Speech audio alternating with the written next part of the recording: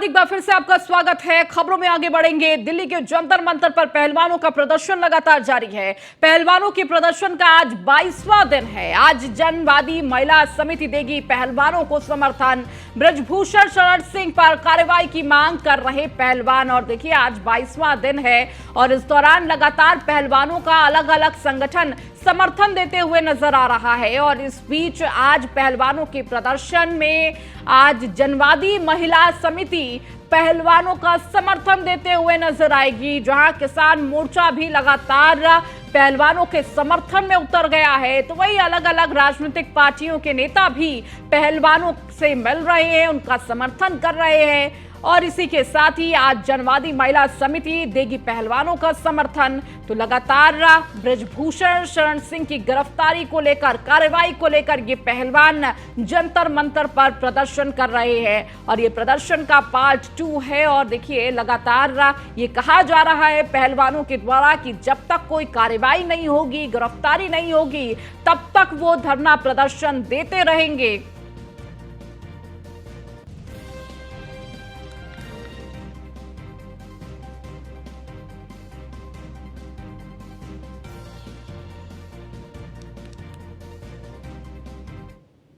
कर्नाटक में जीत के बाद आज कांग्रेस की बैठक, बेंगलुरु में होगी कांग्रेस विधायक दल की बैठक।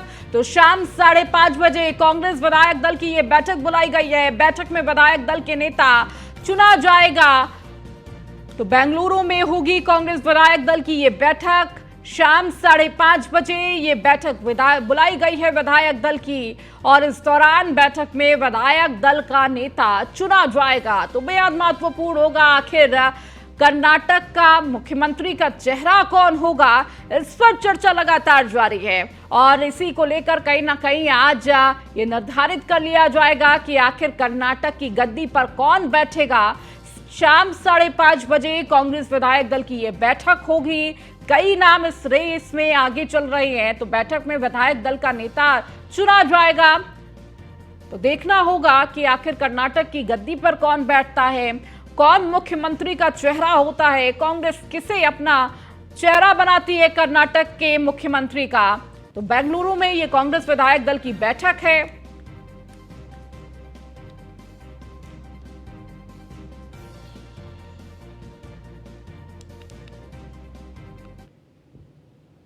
वहीं मुख्यमंत्री योगी आदित्यनाथ के गोरखपुर दौरे का आज दूसरा दिन है। सीएम योगी आदित्यनाथ ने जनता दरबार इस दौरान लगाया।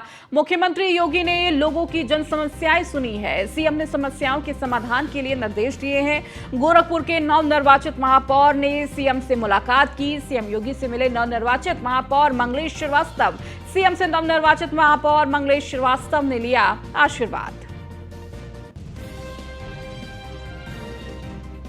तो सीएम योगी से मिले नवनिर्वाचित महापौर मंगलेश श्रीवास्तव। तो सीएम से मिलकर उनका आशीर्वाद लिया।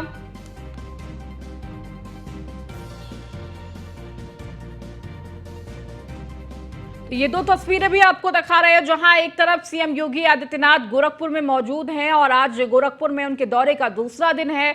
इस दौरान सुबह जहां पूजा अर्चना के बाद जनता दर्शन का ये कार्यक्रम रखा। आपको बताते चले कि देखिए चुनाव के जब ऐलान हुआ था, लगातार धुआंधार चुनाव प्रचार में सीएम योगी आदित्यनाथ व्यस्त थे और लंबे वक्त से ये जनता दर्शन का कार्यक्रम नहीं हुआ था।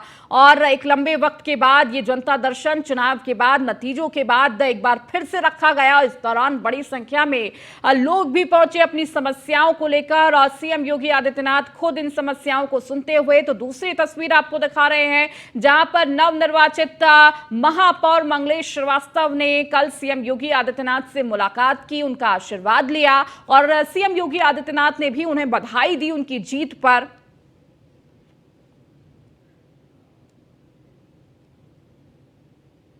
निकाय चुनाव में सबसे ज्यादा प्रतिष्ठा बीजेपी की दांव पर लगी थी, क्योंकि शहरी इलाके हमेशा से बीजेपी के गढ़ रहे हैं।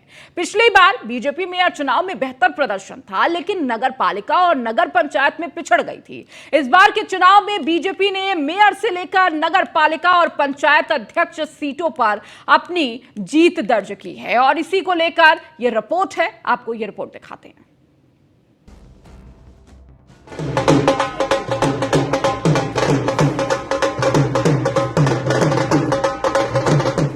ये है जीत का जश्न। जी हाँ, निकाय चुनाव में बीजेपी की बल्ले बल्ले के पीछे अहम भूमिका सवर्ण मतदाताओं की रही है। जाहिर है, शहरी क्षेत्र में ब्राह्मण, वैश्य, कायस्थ, पंजाबी मतदाता निर्णायक भूमिका में हैं, जिसके चलते बीजेपी का सवर्णों को मैदान में उतारने का दांव पूरी तरह सफल रहा।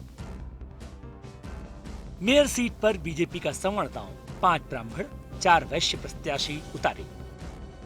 शहरी सीटों का समीकरण अपनी ओर मोड़ा। सवर्ण बीजेपी के कोर वोटर्स हैं। शहरों में बीजेपी का प्रदर्शन शानदार रहा। गौरतलब है कि बीजेपी 2017 से पहले जब सत्ता से बाहर थी, तब भी निकाय चुनाव में शानदार प्रदर्शन करती रही है। बीजेपी का राजनीतिक जनाधार शहरी इलाकों में हमेशा से रहा है, जिसके दम पर बीजेपी निकाय चुनाव में जीत दर्ज करती रही है। मौजूदा समय में बीजेपी सत्ता में रही है, जिसका सियासी फायदा भी उसे मिला है। पिछली बार 16 मेयर में 14 मेयर जीते थे और इस बार तो क्लीन स्वीप हो गया। निगम में क्लीन स्वीप की वजह बीजेपी का कैंडिडेट का चयन बेहतर रहा। निकाय चुनाव की तैयारी विधानसभा चुनाव नतीजे आने के बाद से ही शुरू कर दी थी। बीजेपी ने अपने मंत्री और विधायक के परिवार के सदस्यों को टिकट नहीं दिया। पार्टी के कार्यकर्ताओं को चुनावी मैदान में तरजीह दी। नगर निगम और नगर पालिका के जिन सीटों पर असंतोष था, उसका टिकट काटा। मौजूदा मेयर की जगह नए और युवा चेहरों को मौका दिया। सत्ता विरोधी लहर से निपटने की रणनीति काम आई। योगी टीम का उतरना सफल रहा। पसमानदा दांव भी आया काम।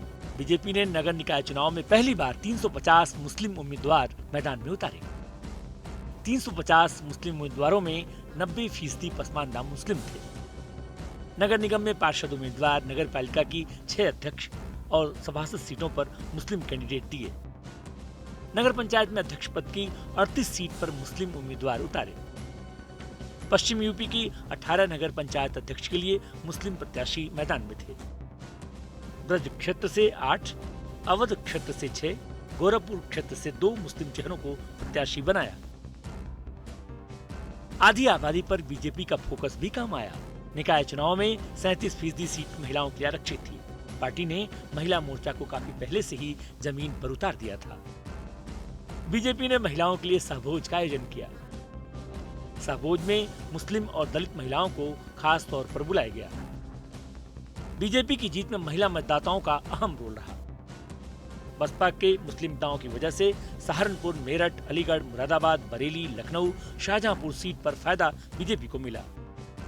सपा ने फिर वही दोहराई गलती जो 2022 में की थी, जिसका सीधा फायदा बीजेपी को मिला। शाहजहांपुर में सपा ने जिसे टिकट दिया, वो बीजेपी में शामिल हो गई।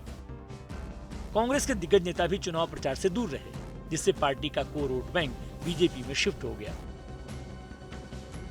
दरअसल नगर निकाय चुनाव में मुख्यमंत्री योगी आदित्यनाथ से लेकर डिप्टी सीएम केशव प्रसाद मौर्य और ब्रजेश पाठक समेत सभी मंत्री पूरे दमखम के साथ जुटे थे। सीएम योगी ने ताबड़तोड़ जनसभाएं की। उन्होंने 75 में से आधे से ज्यादा जिलों में चुनावी रैलियां की। इसके अलावा दोनों डिप्टी सीएम, सभी मंत्री, विधायक, सांसद भी चुनावी रण में जुटे रहे। बीजेपी ने विधानसभा और लोकसभा की तरह निकाय चुनाव लड़ा, जिसका उसे सियासी फायदा मिला। भारतीय जनता पार्टी के कार्यकर्ताओं की मेहनत, सरकार और संगठन के बेहतर समन्वय, आदरणीय प्रधानमंत्री जी के सुयोग्य और यशस्वी नेतृत्व और उनके मार्गदर्शन में उत्तर प्रदेश नगर निकाय के चुनाव में भारतीय जनता पार्टी ने अब तक की सबसे बड़ी विजय प्राप्त की है। 17 नगर निगमों में पहली बार भारतीय जनता पार्टी सभी नगर निगमों में एक साथ पूर्ण बहुमत के साथ विजय प्राप्त करने में सफल हुई है। इसके साथ ही जो 17 नगर निगम हैं, इनमें से 3 नगर निगम नए गठित हुए थे, जिनमें अयोध्या, मथुरा वृंदावन और शाहजहांपुर। मथुरा वृंदावन और अयोध्या में विगत वर्ष चुनाव संपन्न हुए थे और शाहजहांपुर में पहली बार चुनाव हुआ है। 17 के 17 नगर निगमों में, जिनमें से हर एक नगर निगम 5 लाख से लेकर के 50 लाख मतदाताओं या आबादी के बीच का होता है, और इतनी बड़ी आबादी की जनता को प्रदेश के अंदर बुनियादी सुविधाएं उपलब्ध कराने, उनके समग्र विकास और उन्हें स्मार्ट सिटी के रूप में विकसित करने के आदरणीय प्रधानमंत्री जी के विजन को डबल इंजन सरकार ने जिस प्रभावी तरीके से आगे बढ़ाया है, आज ये जनादेश सबके सामने है। वहीं बीजेपी से उलट अखिलेश यादव ने कुछ सीटों पर ही जाकर प्रचार किए, जबकि मायावती और प्रियंका गांधी नजर ही नहीं आई। मायावती और अखिलेश को यूपी से ज्यादा कर्नाटक यात्रा मुफीद लगी, जिसका नुकसान भी उनको उठाना पड़ा।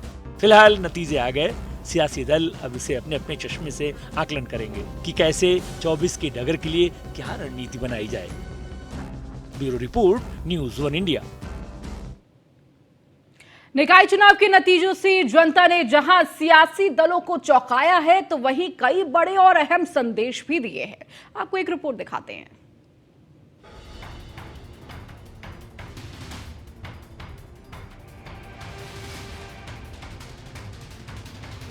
यूपी के निकाय चुनाव के नतीजों से जनता ने जहां सियासी दलों को चौंकाया है, वहीं कई बड़े और अहम संदेश भी दिए हैं।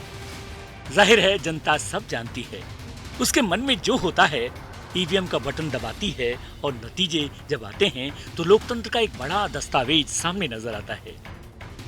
निकाय चुनाव के लिए 4 मई और 11 मई को हुए मतदान के बाद जब शनिवार को ईवीएम की पेटी खुली तो नतीजों से जनता ने रफ्ता रफ्ता सब कुछ क्लियर कर दिया। वहीं 24 के लिए भी एक सियासी पटकथा भी तैयार कर दी। फिलहाल निकाय चुनाव के 11 सबक से आपको रूबरू कराते हैं, आखिर क्या क्या संदेश इस चुनाव से मिल रहा है। निकाय चुनाव के 11 सबक। पहला सबक, मायावती अभी सियासत से चूकी नहीं है। बिना मैदान में उतरे और प्रचार किए कई जगहों पर बीजेपी को कड़ी टक्कर दी।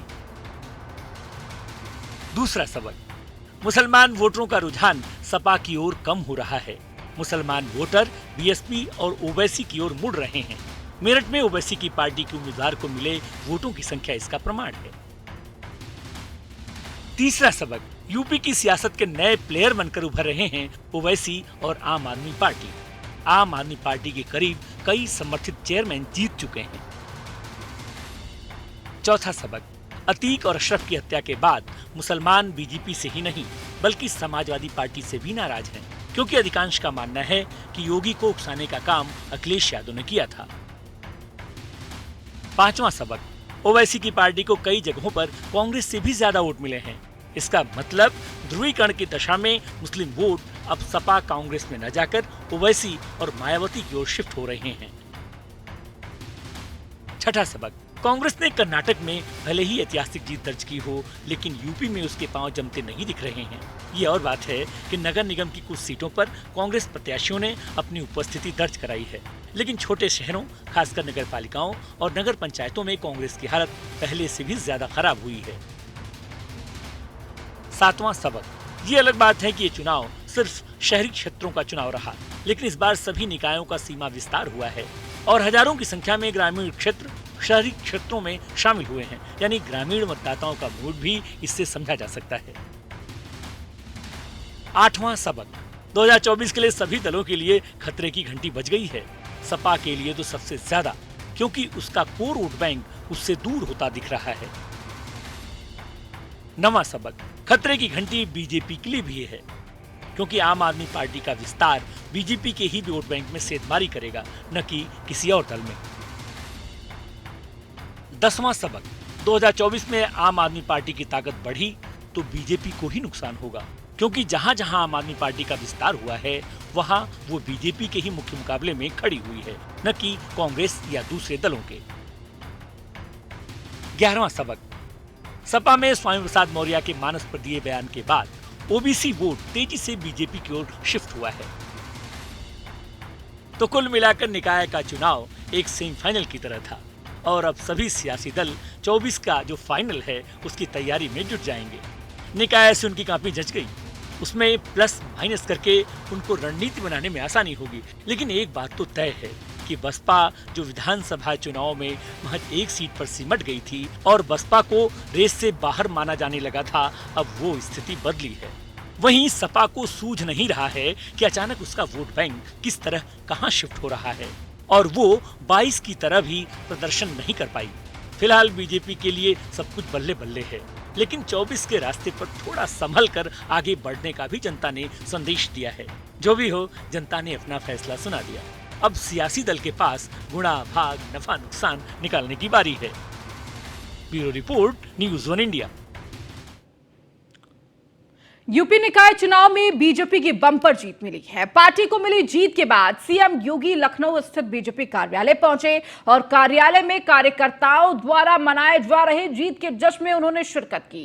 इस दौरान सभी कैबिनेट मंत्री भी बीजेपी मुख्यालय में दिखे। तो नगर निकाय चुनाव में बीजेपी को मिली ऐतिहासिक जीत को लेकर सीएम योगी ने कहा कि ये सुशासन, विकास और भय मुक्त वातावरण का नतीजा है, जिसे मतदाताओं ने अपना जनादेश दिया है। उन्होंने इस जीत के लिए प्रधानमंत्री नरेंद्र मोदी के नेतृत्व और मार्गदर्शन का परिणाम बताया।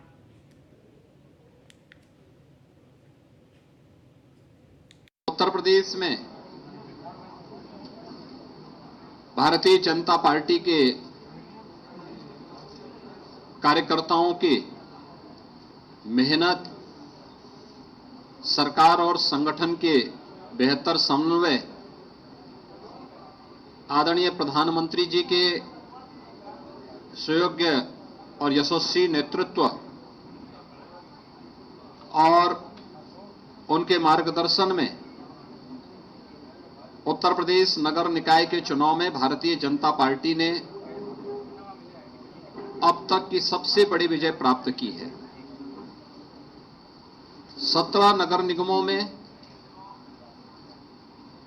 पहली बार भारतीय जनता पार्टी सभी नगर निगमों में एक साथ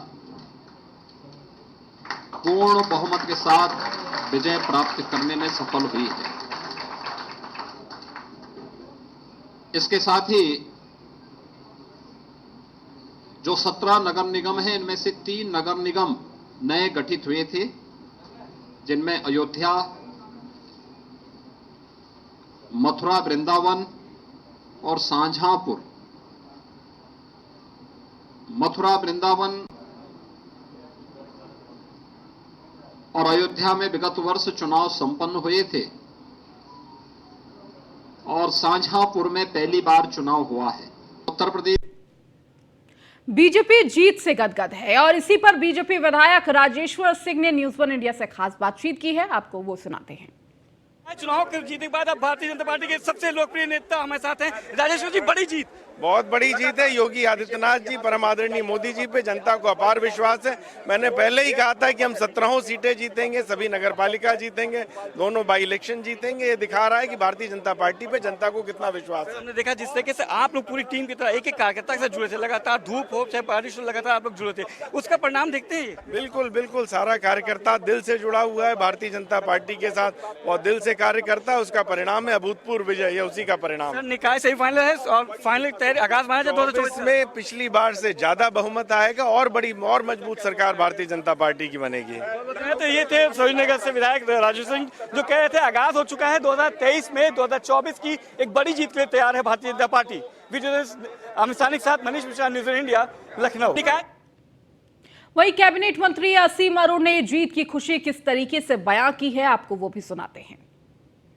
जीत हुई है, जीत के बाद प्रदेश कार्यालय में कहीं ना कहीं जीत का माहौल है। मैं तो बात असीम अरुण सर भारी जीत है, बहुत तैयारी की थी आप लोग, लगातार कैंपेनिंग कर रहे थे, अब जीत का स्वाद कैसे? ये जीत की बधाई मैं उत्तर प्रदेश के सम्मानित नागरिकों को देना चाहता हूं, जिन्होंने केवल वोट नहीं दिया, केवल सीट नहीं दी, बल्कि उन्होंने अपना विश्वास दिया है मोदी जी और योगी जी के नेतृत्व में जो डबल इंजन की सरकार चल रही थी। जैसा योगी जी ने कहा, अब ये ट्रिपल इंजन की सरकार होगी और अगले लोकसभा चुनाव से पहले हम लोग के लिए आत्मविश्वास बढ़ाने वाली बात है। और सभी वर्गों ने, विशेषकर गरीब वर्गों ने, जिनके लिए सबका साथ सबका विकास का काम सरकार कर रही है, उन्होंने भरपूर समर्थन भारतीय जनता पार्टी को दिया है, जिसकी वजह से ये बहुत बड़ी जीत संभव हुई है। सर, क्योंकि माना जाता है जैसे कन्नौज क्षेत्र है, कहीं ना कहीं सपा का डर माना जाता था, उसमें पहले सुब्रत पाठक की फिर आपने कहीं ना कहीं जीत हासिल की थी, अब उस पर निकाय में भी जीत हासिल हुई है, तो साफ संदेश भारतीय जनता पार्टी के माहौल में पक्ष बनता नजर आ रहा है। निश्चित रूप से व्यापक तौर पे पूरे उत्तर प्रदेश में आप देखें तो हर जगह जीत हुई है, बड़ी जीत हुई है। वार्ड सदस्यों में भी जीत हमारी हुई है। ये जो वोटर हैं, जो सम्मानित नागरिक हैं, उन्होंने विश्वास व्यक्त किया भारतीय जनता पार्टी के ऊपर और उसको हम लोग और मजबूत करेंगे, उस विश्वास के आधार पर काम करेंगे और बढ़िया परिणाम देंगे, लोकसभा की तैयारी करेंगे। सर निकाय सेमीफाइनल है, फाइनल की तैयारी मान लीजिए आगाज हो चुका है। देखिए, नागरिकों ने स्वयं ये विश्वास व्यक्त कर दिया है और ये विश्वास हमारे आत्मविश्वास को बढ़ाता है। लोकसभा चुनाव बहुत दूर नहीं है, उसमें इससे और बड़ी परफॉर्मेंस होगी, ऐसे मैं आशा करता हूँ। धन्यवाद। ये थे असीम हारून जी जो देखिए बात कर रहे थे, बताए थे कि किस तरीके से भारतीय जनता पार्टी जीत हासिल की है। सभी का धन्यवाद है और कहीं ना कहीं जीत हासिल करके हम आने वाले समय में 2024 का आगाज करेंगे। कैमरा अमित के साथ मनीष सिन्हा, न्यूज़ इंडिया, लखनऊ। वही कैबिनेट मंत्री ए.के. शर्मा से भी जीत के बाद न्यूज फॉर इंडिया ने खास बातचीत की है, आपको सुनाते हैं। हमारे साथ इसमें नगर विकास मंत्री ए.के. शर्मा जी हैं। सर, आपके मंत्रालय से तैयारी की गई थी, एक भारी जीत कैसे देखते हैं? सभी कार्यकर्ताओं को, सभी कर्मचारियों को, भाजपा के सभी पदाधिकारियों को माननीय प्रधानमंत्री श्री नरेंद्र मोदी जी के नेतृत्व में, माननीय योगी आदित्यनाथ जी के मंशानुसार इतनी बड़ी भव्य जीत दिलाने के लिए भाजपा के सभी कार्यकर्ताओं को मैं बधाई देता हूं, शुभकामनाएं देता हूं, धन्यवाद देता हूं। सर, आपके मंत्रालय ने बड़ा काम किया था, खुद मुख्यमंत्री योगी आदित्यनाथ ने आपकी तारीफ की है। ये माननीय मुख्यमंत्री जी का बड़प्पन है, उनका मैं बहुत बहुत धन्यवाद करता हूं। वैसे जो भी हुआ है वो माननीय मोदी जी और माननीय योगी जी के नेतृत्व में, उनके मार्गदर्शन से हुआ है। बहुत धन्यवाद। ये थे ए.के. शर्मा जी, कहे थे कि ये मोदी योगी सरकार की जीत है, जीत कार्यकर्ताओं की जीत भारतीय जनता पार्टी की है। वीडियो अमित के साथ मनीष मिश्रा, न्यूज़ इंडिया, लखनऊ। पूर्व मंत्री महेंद्र सिंह से भी न्यूज फॉर इंडिया ने खास बातचीत की है, आपको सुनाते हैं कि उन्होंने क्या कुछ कहा है। चुनाव में भारी जीत हासिल की, साथ ही दोनों उपचुनाव में भी जीत हासिल करके कहीं ना कहीं आगाज की तय की है 2024 में। साथ पूर्व मंत्री महेंद्र सिंह जी बात करने के लिए। महेंद्र जी, पूरी टीम हमने देखा, आप लोग सब लोग लगे हुए थे धरातल पे। जो राजनीति विपक्ष करती थी बातों की, उस पर आप लोगों ने काम करके धरातल उतारने का काम किया, शायद वही जीत है ये। देखिए, मोदी जी का मार्गदर्शन और योगी जी का प्रयास, सुशासन, सुरक्षा और विकास का जो मॉडल आज उत्तर प्रदेश बन रहा है, जनता ने उस पर मुहर लगाया है। कार्यकर्ताओं ने अथक परिश्रम किया है, संगठन और सरकार का समन्वय हुआ है, बूथ प्रबंधन से लेकर के सभी मोर्चे पर कार्यकर्ता डटे रहे और जनता ने भरपूर तरीके से आशीर्वाद दिया। इसीलिए 17 की 17 नगर निगम हम लोग जीते हैं। नगर पालिकाओं में पिछली बार से 2 गुना ज़्यादा नगर पालिकाएं हम जीत रहे हैं। नगर पंचायतों पर भारी जीत हो रही। हमको लगता है कि जनता पूरी तरीके से मोदी और योगी के लिए तैयार है। महेंद्र जी, क्योंकि मैंने देखा है उस समय से, आपको जानता हूँ, जब परिवर्तन यात्रा निकाली थी, इसके बाद अभूतपूर्व परिवर्तन हुआ था उत्तर प्रदेश में। ये परिवर्तन निकाय चुनाव में अभूतपूर्व जीत पे 2023 का जो सेमीफाइनल है 24 के लिए आगाज माना जाए। देखिए, बहुत बड़ा चुनाव है ये। लोकल बॉडी इलेक्शन कोई सामान्य इलेक्शन नहीं है और आज जिस तरीके के चुनाव में जनता ने अपना समर्थन दिया है, विपक्षियों का सुपड़ा साफ किया है, ये स्पष्ट संकेत है कि आने वाले दिनों में भारतीय जनता पार्टी को भारी जीत प्राप्त होगी। और मोदी जी का तो जादू हर समय चलता रहता है। 2014, 2019 और अभी 2024 में भारी जीत होगी और फिर से मोदी जी भारत के प्रधानमंत्री। देखा सर कि जिस तरीके से आप लोगों ने पूरी ताकत झोंक दी थी, खुद मुख्यमंत्री योगी आदित्यनाथ के साथ दोनों डिप्टी सीएम, संगठन, सरकार, संघ तीनों लगा हुआ था। विपक्ष हमेशा से कहता था काम नहीं किया इसलिए आपको बोलना पड़ रहा है। अब विपक्ष को क्या कहेंगे? देखिए, अब विपक्ष को तो कुछ सोचना चाहिए और जनता ने उनको करारा जवाब दिया, कई बार दिया। जितने इलेक्शन हुए हैं अब तक सभी में उनको करारा जवाब मिला है। इससे पता चल रहा है कि वास्तव में डबल इंजन की सरकार ने उत्तर प्रदेश में विकास का जो चतुर्दिक ढांचा खींचा है उसका जीता जागता नमूना लोगों के सामने दिखाई पड़ रहा है। और बड़ी बात है कि लोग सुशासन चाहते हैं, सुरक्षा चाहते हैं, चतुर्दिक विकास चाहते हैं। आज उत्तर प्रदेश भारत में एक मॉडल बन करके तैयार हो रहा है और उसी पर जनता जनार्दन ने अपनी मोहर लगाई है कि मेरा उत्तर प्रदेश नंबर 1 का राज्य बने। इसलिए जनता का समर्थन 24 में 80 में 80 बिल्कुल 80 में 80 सीटें मिलेंगी और फिर से आदरणीय प्रधानमंत्री नरेंद्र भाई मोदी बनेंगे। धन्यवाद। ये थे महेंद्र सिंह जी, बता रहे थे कि हमने तैयारी की थी और तैयारी करके जिस तरीके से काम किया था, जिससे कार्यकर्ताओं ने अपने पसीना बहाया, उसकी जीत है। कार्यकर्ताओं की एक पदाधिकारियों की और मोदी योगी की कामों की ये जीत है। और आगे इस समय में 2024 में 80 में से 80 से एक बार फिर से संपूर्ण कमल खिलाने का काम करेगी उत्तर प्रदेश में योगी सरकार। वीडियो जर्नलिस्ट अमित के साथ मनीष मिश्रा, न्यूज़ इंडिया, लखनऊ। चलिए, इस बुलेटिन में फिलहाल इतना ही। बने रहिए न्यूज़ वन इंडिया के साथ।